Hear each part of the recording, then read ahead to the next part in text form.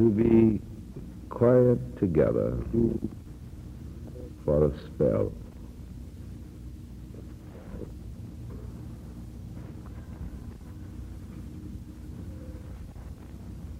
To sit,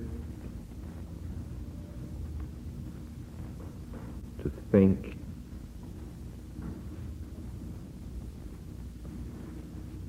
to feel our way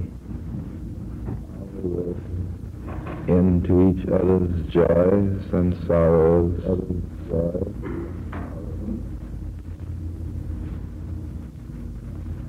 to surround ourselves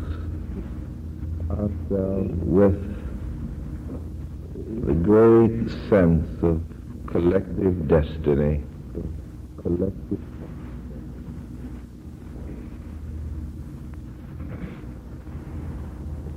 each one of us has his own cares and burdens,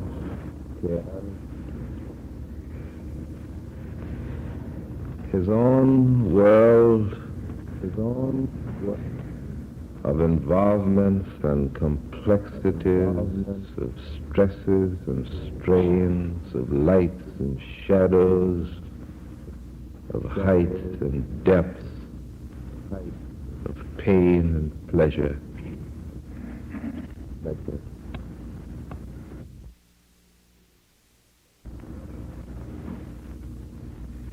In ways that are commonplace and in ways that are shocking.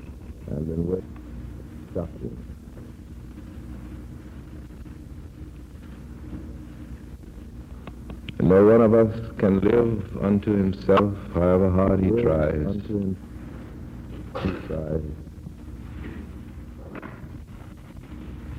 We are so deeply involved in each other and in others, that often it is difficult to determine where we begin and the other leaves off.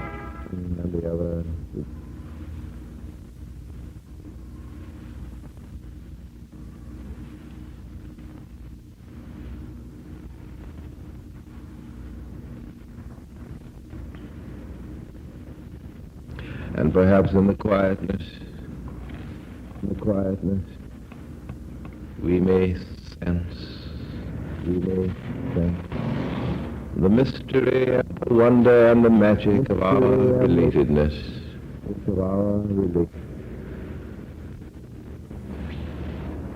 And in relatedness, become aware, each after the pattern of his own sensitiveness, of the emergence in our midst of the living Spirit of the living God, in whom we live and move and have our being.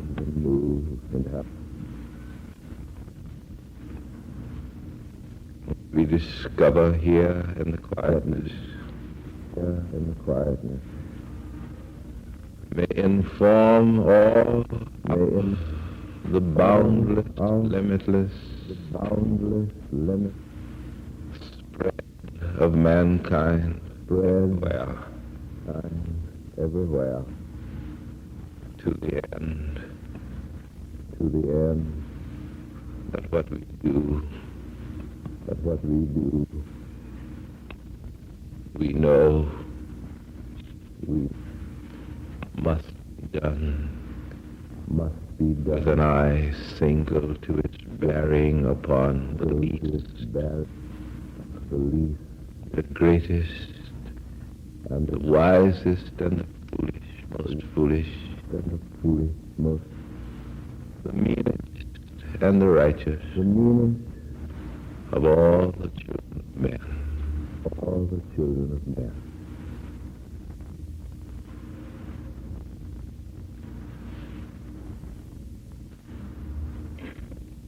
whisper in our heart, God our Father, O God, the assurance that what we seek when we are most ourselves, thou seekest. And that when we stumble, thou dost stumble. When we rejoice, thou dost rejoice.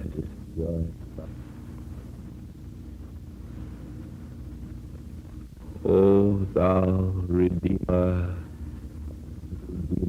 of the thoughts and the memories and the souls of men,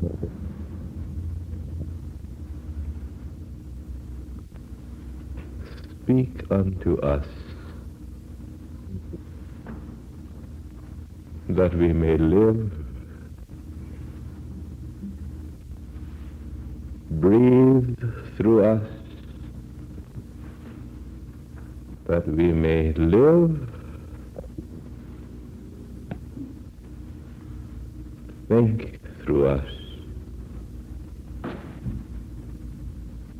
that we may live. For without thee, O God, there is nothing, not even we ourselves. This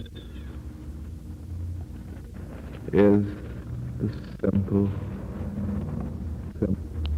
quivering of our spirits as we wait in the quietness for the movement of thyself within us.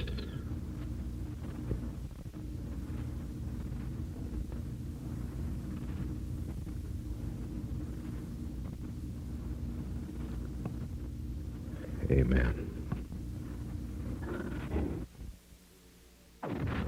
On the parables of Jesus,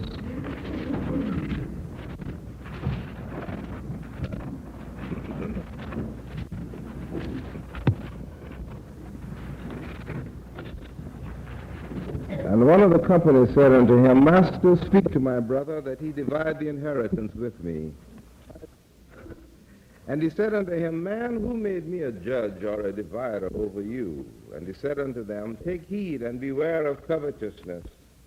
For a man's life consisteth not in the abundance of the things which he possesseth.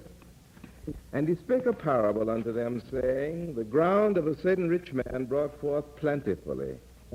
And he thought within himself, saying, What shall I do, because I have no room where to bestow my fruits? And he said, This will I do. I will pull down my barns and build greater barns, and there will I bestow all my fruits and my goods. And I will say to my soul, Soul, thou hast much goods laid up for many years. Take thine ease, eat, drink, and be merry. But God said unto him, Thou fool, this night thy soul shall be required of thee. Then whose shall those things be which thou hast provided? So is he that layeth up treasure for himself and is not rich towards God.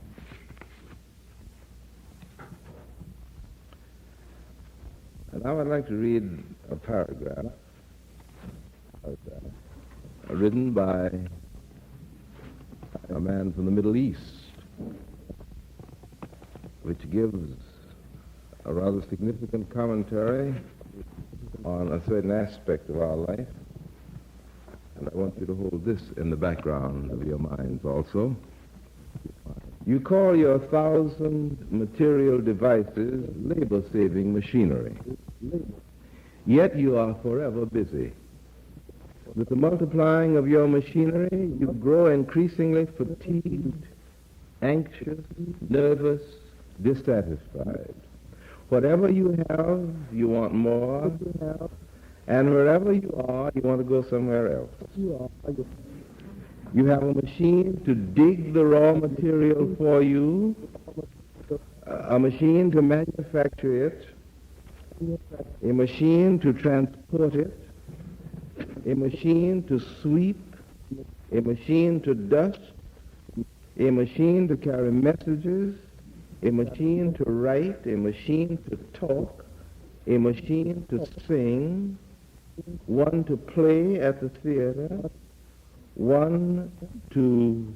I can't even read my writing. One to do something. Oh, one to sew, S-E-W.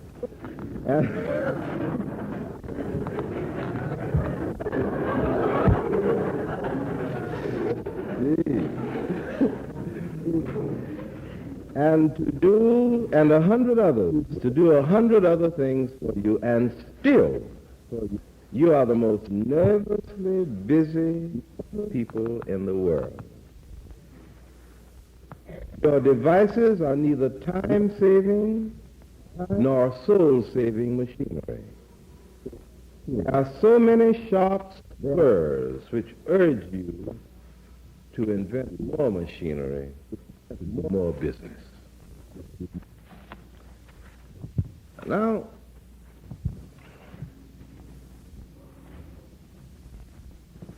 the story that Jesus tells is a very simple and very dramatic one. The picture is carefully and skillfully etched. A man who is doing well, and his farm has produced many things, more than he can handle and dispose of. And he says, I will make room for them, which is a very sound way to do it, I suppose. I will make room, and so that I may store all of these things, and then I will stop worrying about them. I know I'm all set for life, and now I will proceed to enjoy life. And very dramatically, Jesus says, man's a fool. Because that night he dies. And he didn't have a chance to enjoy anything after all.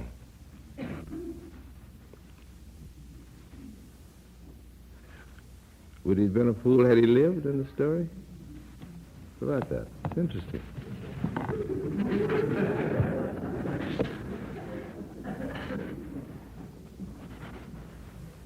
Maybe he would have had time. Or is there such a thing as time for this? It's interesting. Let your mind play with that after now, but don't run off. One of the most impressive memories of my childhood is a memory of a man who lived in our hometown, a man from Hartford, Connecticut. I'm from Florida, and my little town in Florida was a famous place for wintering, for people who could not stand the rigors of the North and who were able to do something about it. I had a job raking leaves after school in this man's yard. He had a very large place. And it's a good school job. And often he would walk out in the yard and talk to me about Hartford, Connecticut. That's where he came from. And it's the first time I'd ever heard of Hartford, Connecticut. And he was a very important insurance man there. And we developed an interesting little friendship. This fine, wealthy, well-to-do man who found some fellowship in talking with this schoolboy. One Saturday I came to work and he called me from the window and he said, "Come in, I want to talk with you. I don't think you'd better rake leaves today." And he sat me down. And for some hours, I don't know how long, but all of the time that I should have been outside raking leaves, of course it was all right with me, he told me the story of his life. I wondered why he was doing it, and of his struggles and his accumulation, of his wealth and his economic security and his power. Talked about it in detail. And then he told me, showed me a telegram that he'd received from his son. And then he started talking about his son, and then about his daughter, and then about his wife. And then he began weeping.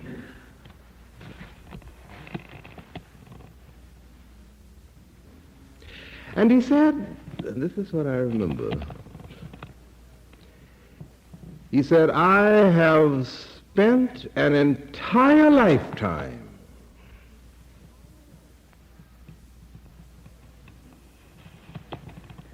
doing two things: accumulating wealth and devoting the rest of my energies to concentrating on my children and my wife. I have looked at those two things all my life and at nothing else.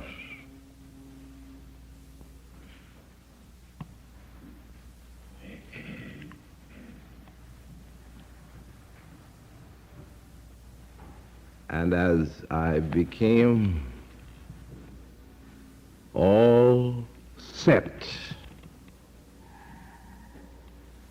so that I did not have to worry about money, then the energy that I had been placing there, I put at the disposal of my children. And now, said he, they have all gone sour.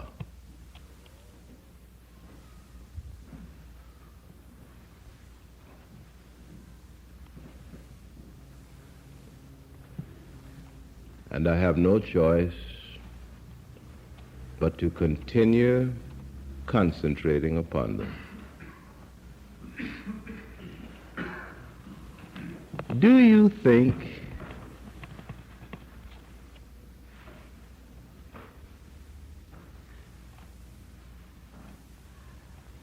a man like me, this late in life, can learn how to develop an interest in people to whom he is not related and to whom he is not obligated?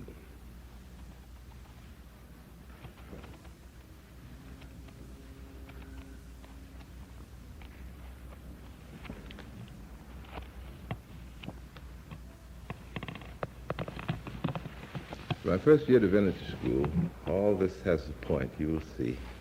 So just be patient. My first year in divinity school, I had a wonderful Big Ben pocket watch. And it had a loud tick, and whenever I went anywhere to speak, a part of the pretensions was to take this watch out and put it up here, and pulpits were somewhat hollow, and it made a sounding board for the watch, and those who sat near could hear this thing ticking, and I spoke unhurriedly and with a lot of quiet stretches, and I wasn't bothered by it, but other people were. So a friend of mine gave me a beautiful, thin, white gold Elgin watch that one would have to hold it here to hear it tick. Now, before I was given that watch, one night each week, I had a study group of men and women who were employed and who were not free from their work until after 10 o'clock at night. So I walked a couple of miles across town and have this study group, and we would get through about 12:30, 12:45, and then I would walk all the way back and think nothing of it. But after I had the watch, I was afraid to walk back, lest someone might rob me. He would, in exchange for those funds, give to the person bringing the offering all the rich land around which the person could run from sunrise to sunset. You get the picture. So the hero of Tolstoy's tale came and brought his offering and started running. And he wished as he ran along that he had slept all night so as to have been refreshed for this running. But his mind was harassed, and he was excited and anxious about this rich land, because all of his life he had wanted rich land, and it had shuttled in and out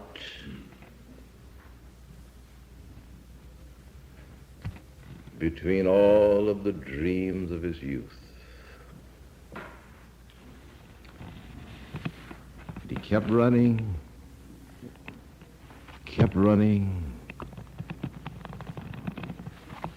his feet beating a rhythmic pattern on the soil. Rich land, rich land, rich land.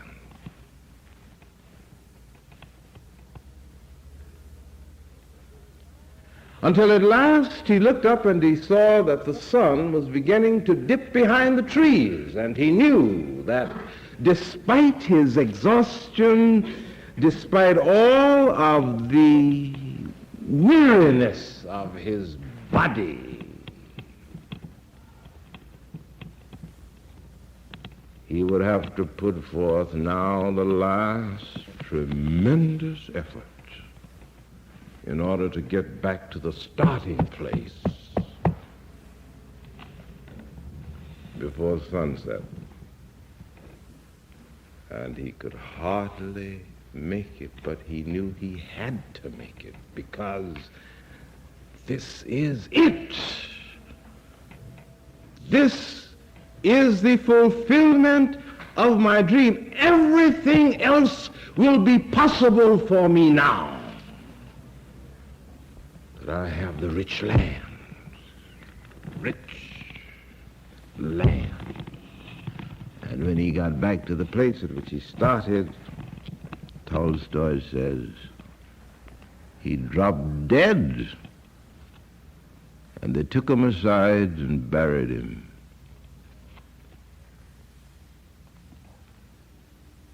6 feet under the ground, and that's all the rich soil he could use.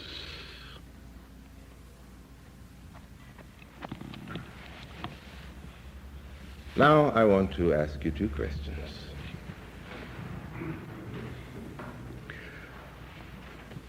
And these questions presuppose a very simple observation that does not require any wisdom. We are human beings living in a society.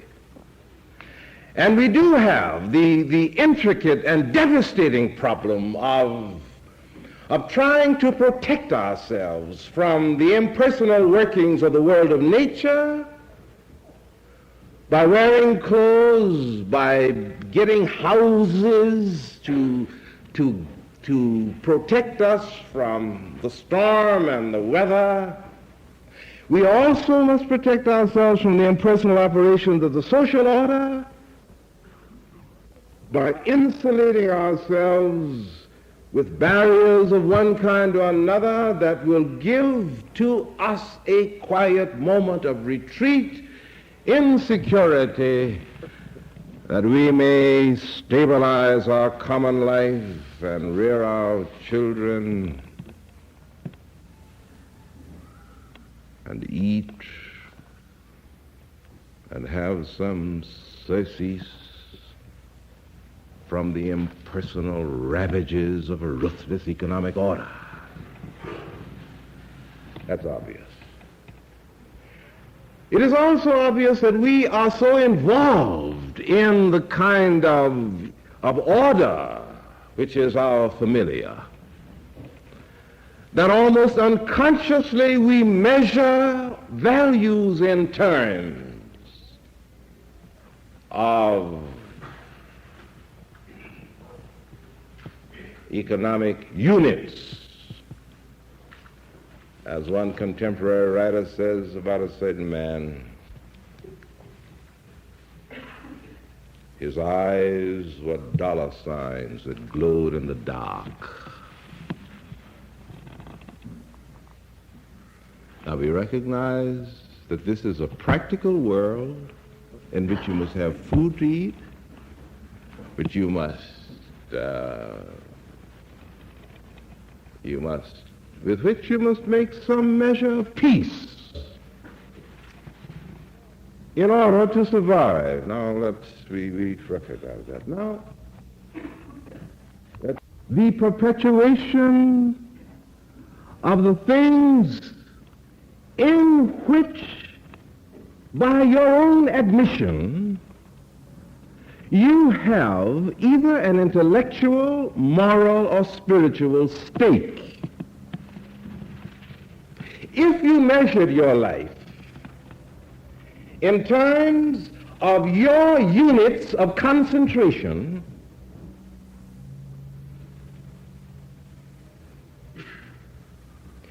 if your units of concentration could be transposed in terms of values,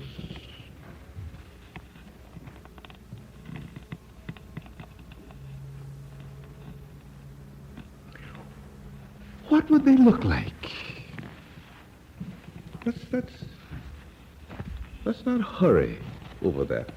What would they look like? Take your day, take your week.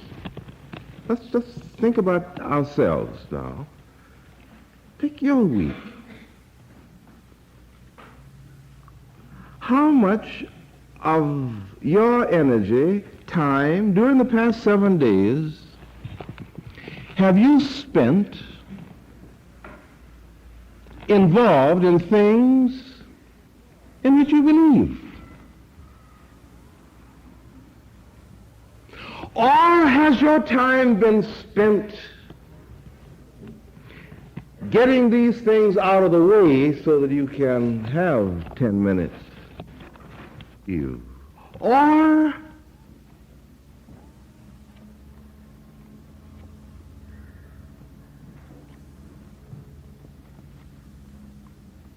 are you spending your energy and your time working on behalf of those things? What about it?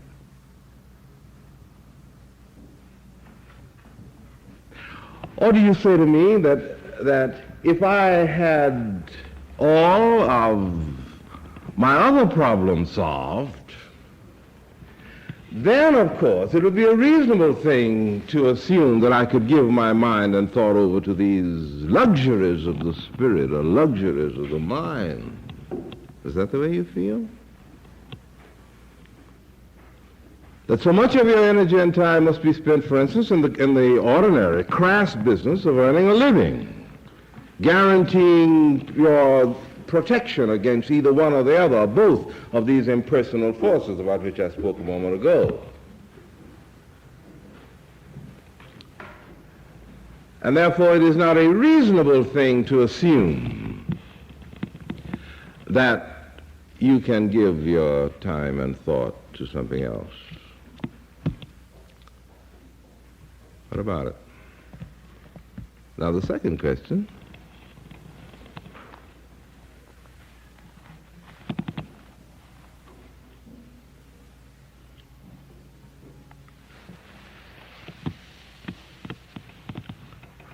How much detachment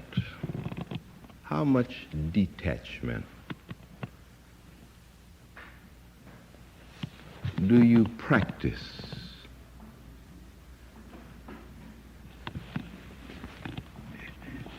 with reference to the things that encumber your life? How much of you do you put at the disposal of trying to work out the problem of your involvement?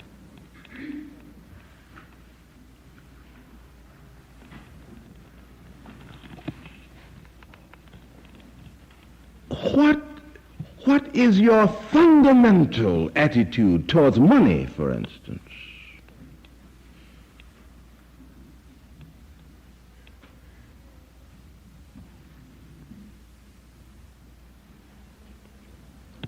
Is it an instrumentality by which you communicate and make active your will to dominate and control your fellows? Which is a perfectly good question to ask. Now, you can do that, you see, not merely if you are a person of great and vast economic power. I remember that when I had my little church in Oberlin when I was in divinity school,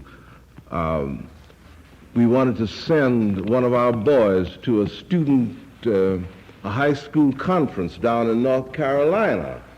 And I asked all the high school girls and boys if they would join me in selling to the community whole boxes of Schraff's candy.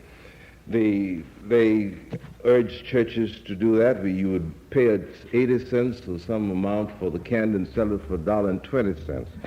And it was, if you bought it piece by piece, it was a nickel a piece. You could get it out of the store for that. And these girls and boys agreed to do it. They were quite excited about it because one of their fellows was going to go down to North Carolina and attend this conference. And I came into the young people's meeting one Sunday afternoon, and they had decided to take the place apart. They were just high school people enjoying the story for all that candy. And these youngsters have agreed to sell it, and you're to give it to them tonight. Now, if you offend them, even though they are completely in error here, then they will not sell the candy. And if they don't sell the candy, then you are out of the money, and this boy Hoffman will not be able to go to the conference down in North Carolina. Now, all of that went through my mind in a split second. Now, they had no money, but So I told them what I thought of them, and did it perhaps with much more intensity because of my own inner battle, you see, than I would have had I had no struggle going on. And they agreed that I would sell my own candy.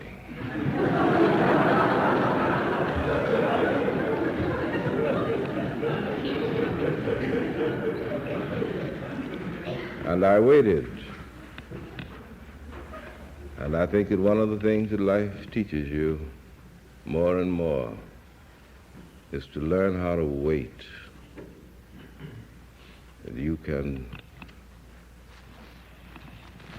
if you just wait, don't run a temperature, sit it out. And about Wednesday, they came around. Now, that's very crude, but we're always tempted to do that with even a little bit of economic power. If this doesn't go well, then how shall I express my feeling about it? I shall withdraw my economic support. Do that. Simple. And that is another way of saying that my economic support it may be a way of saying that my economic support must be alongside of and in behalf of the thing to which I am committed and in which I believe. Now, my behavior may be of that kind if that is my position, but most often it is. If my will is thwarted, then I use my economic support on behalf of judgment and punishment for those who thwart my will. How are you related to your money? How are you related to it? And it is no answer to say you don't have any. That's no answer. How are you related to your money?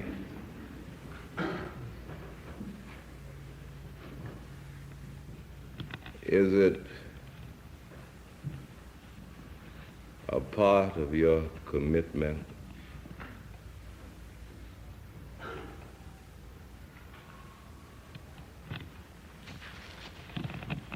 to God? Or is it a part merely of your commitment to yourself? That's the crucial question.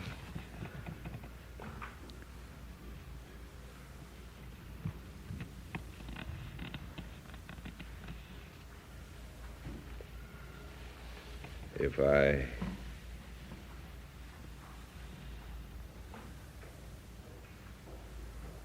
give all of my life goods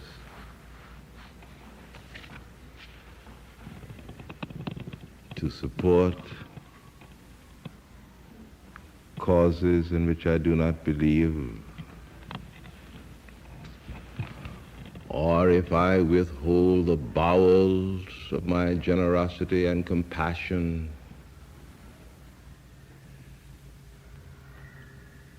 from the need that always hammers at my door, then I will never find freedom of mind, of spirit, of heart. Therefore, Jesus raises with awful insistence, what would I give in exchange for my life? Do I give my money, my things, and I am so attached to them that to detach myself from them is equivalent to destroying myself? Or is it possible for me to put at the disposal of the fruits of my labor, bearing in mind that everything that I have it because of a lot of other people's work and a lot of other people's labor, a lot of other people's sacrifice, a lot of other people's self-denial. And it's the most stupid thing in the world for a man to say, I did this myself. He didn't. Now, are you willing? And I'm through now. Are you willing to put the resources of your mind at the disposal of trying to work out the most creative way by which you can live your life placing your possessions at the disposal of that to which you are committed? And the degree to which you're able to do that, you will find peace of mind and freedom of soul. What about it? Are you willing to try it? See what happens.